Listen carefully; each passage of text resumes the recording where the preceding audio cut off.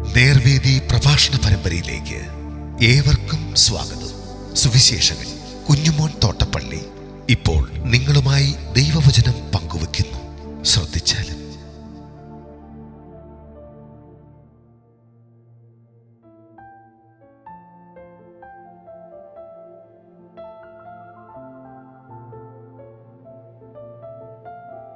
സകലതും നന്നായി ചെയ്യുന്ന യേശു, ദൈവനാമത്തിന് മഹത്വം ഉണ്ടാകട്ടെ.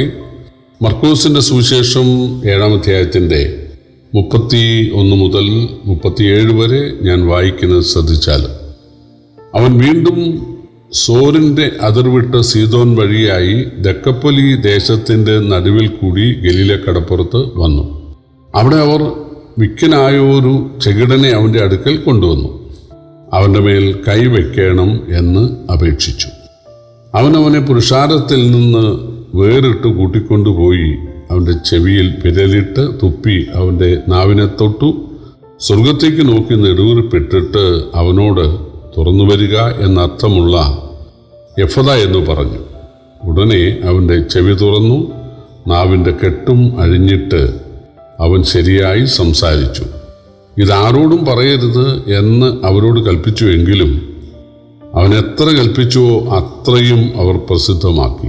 അവൻ സകലവും നന്നായി ചെയ്തു. ചെകിടരെ കേൾക്കുമാറാക്കുന്നു, ഊമരെ സംസാരിക്കുമാറാക്കുന്നു എന്ന് പറഞ്ഞ് അത്യന്തം വിസ്മയിച്ചു.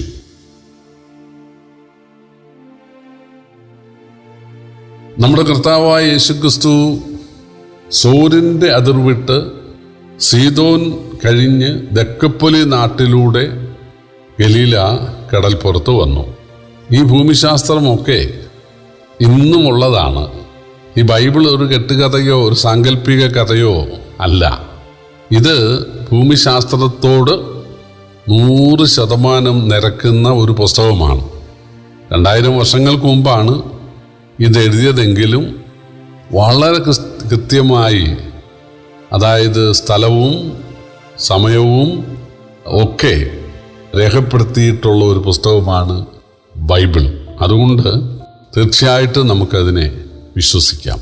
യേശു ഗലീല കടപ്പുറത്ത് വന്നപ്പോൾ, അതായത് വിക്കനും ഊമനുമായ ചെകിടനുമായ ഒരു ആളെ യേശുവിൻ്റെ അടുക്കൽ കൊണ്ടുവന്നു.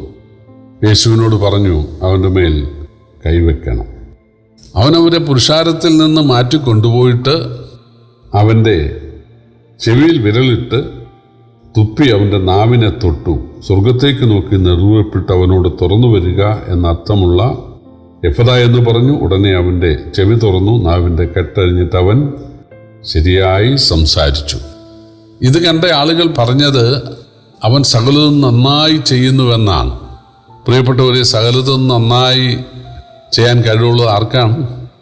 നാം സഭാപ്രസംഗങ്ങളുടെ പുസ്തകം 3:11 വായിക്കുന്നുണ്ട്, ദൈവം അതാതിൻ്റെ സമയത്ത് സകലതും നന്നായി ചെയ്തു. ഉൽപ്പത്തി പുസ്തകം 1-ാം അധ്യായം വായിച്ചാൽ ആകാശത്തെയും ഭൂമിയെയും കടലിനെയും സൂര്യനെയും ചന്ദ്രനെയും നക്ഷത്രങ്ങളെയും മരങ്ങളെയും മൃഗങ്ങളെയും മത്സ്യങ്ങളെയും പക്ഷികളെയും അവസാനം മനുഷ്യനെയും സൃഷ്ടിച്ചിട്ട് നമ്മൾ വായിക്കുന്നത് എല്ലാം നന്നായിരുന്നു എന്നാണ്.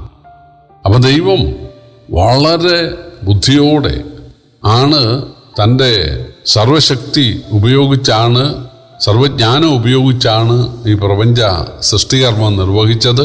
അതേ ദൈവം മനുഷ്യാവതാരം ചെയ്തതാണ് യേശു.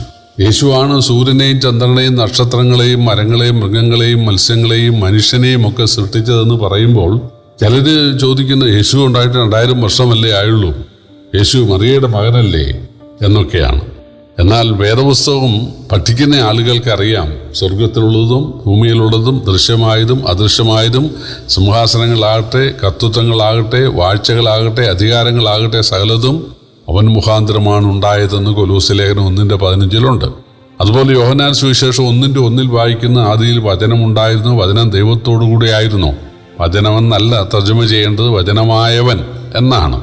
ലോഗോസ് എന്നുള്ള ആ ഗ്രീക്ക് വാക്ക് ശരിയായ തർജ്ജമ എന്ന് പറയുന്നത് വചനമായവൻ, ദൈവത്തിൻ്റെ വെളിപ്പാടായവൻ, ദൈവത്തിൻ്റെ ആശയ വിനിമയമായവൻ എന്നാണ്. അപ്പോൾ ആദിയിൽ വചനമായവൻ ഉണ്ടായിരുന്നു, വചനമായവൻ ദൈവത്തോടു കൂടെ ആയിരുന്നു, വചനമായവൻ ദൈവമായിരുന്നു, അവൻ മുഖാന്തരം സകലതും ഉളവായി, ഉളവായതൊന്നും അവനെ കൂടാതെ ഉളവായതല്ല എന്നാണ്. അപ്പോൾ ലോകത്തിൽ ഉള്ള സകലതും, പ്രപഞ്ചത്തിലുള്ള സകലതും യേശുവിനാലാണ് സൃഷ്ടിക്കപ്പെട്ടത്.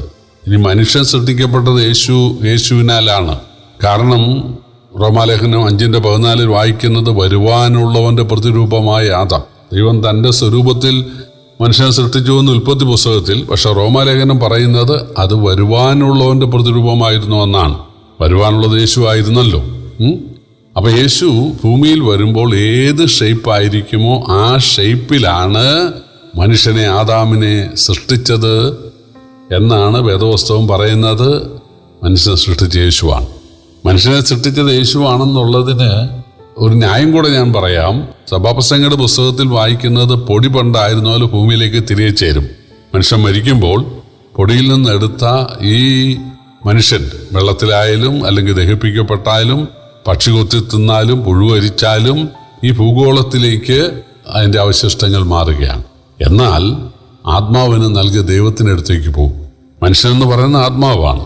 മനുഷ്യൻ്റെ ശരീരം, ആത്മാവിൻ്റെ ശരീരം ഇവിടെ ഈ ഭൂഗോളത്തിൽ ലയിക്കും. എന്നാൽ മനുഷ്യൻ, ആത്മാവായ മനുഷ്യൻ ദൈവത്തിനടുത്തേക്ക് പോകും. ഏത് ദൈവത്തിനടുത്തേക്കാണോ പോകുന്നത് ആ ദൈവമാണ് മനുഷ്യനെ സൃഷ്ടിച്ചത്. മനുഷ്യൻ മരിക്കുമ്പോൾ ഏത് ദൈവത്തിനടുത്തേക്കാണ് പോകുന്നത്? ആരുടെ അടുത്തേക്കാണ് പോകുന്നത്?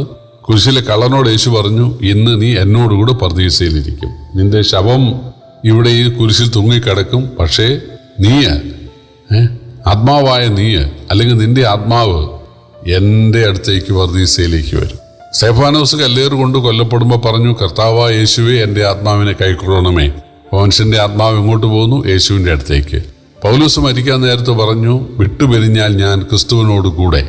എൻ്റെ ശവം 2 തുണ്ടമായിട്ട് ഇവിടെ ഈ തടവറയുടെ മുമ്പിൽ കിടക്കും. പക്ഷെ എൻ്റെ ആത്മാവ് യേശുവിൻ്റെ അടുക്കലായിരിക്കും. കാരണം യേശുവാണ് മനുഷ്യൻ്റെ സൃഷ്ടാവ്. ഇവിടെ സകലതും നന്നായി ചെയ്ത ദൈവം ഇവിടെ ഒരു ജനറ്റിക് കംപ്ലൈൻറ്റ്, ഒരു ജന്മവൈകല്യം മാറ്റുകയാണ്. ചെവിയിൽ വിരലിട്ട്, നാവിനെ തൊട്ട്, ഊതി, അങ്ങനെയാണ് മനുഷ്യനെ സൃഷ്ടിച്ചത്. മണ്ണുകൊണ്ട് മെനഞ്ഞ്, അവന് ഒരു കൊശവൻ മെനയുന്നത് പോലെ മെനഞ്ഞ് മനുഷ്യനെ സൃഷ്ടിച്ചു.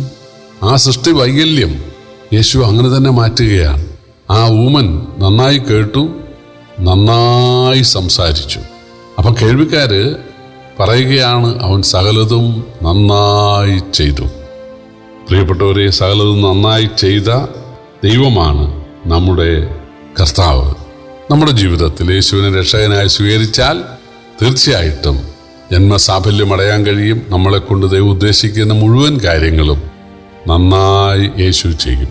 ഫിലിപ്പിലേഖനത്തിൽ ഒരു വാക്യമുണ്ട്, നിങ്ങൾ നല്ല പ്രവൃത്തി ആരംഭിച്ചവൻ യേശു ക്രിസ്തു നാളോളം അതിന് തികയ്ക്കും. യേശു മരിക്കാൻ നേരത്ത് പറഞ്ഞു, പിതാവ് എനിക്ക് ചെയ്യാൻ തന്ന പ്രവൃത്തിയെല്ലാം ഞാൻ തികച്ചിരിക്കുന്നു. നമുക്കും അങ്ങനെ പറയാനായി സാധിക്കും. ഞാൻ നല്ല പോർ പൊരുത്, ഓട്ടം തികച്ചു, വിശ്വാസം കാത്തു എന്ന് പൗലോസ് പറഞ്ഞതുപോലെ പറയാൻ സാധിക്കും. ഒന്നും ബാക്കി വയ്ക്കാതെ എല്ലാം നന്നായി ചെയ്യുവാൻ നമ്മെയും കർത്താവ് സഹായിക്കും. ഈ യേശുവിനെ സ്നേഹിച്ചനുസരിച്ച് ആരാധിക്കുവാൻ ദൈവം നമ്മെ സഹായിക്കട്ടെ. കർത്താവിൻ്റെ വലിയ നാമം വാഴ്ത്തപ്പെടുമാറാകട്ടെ.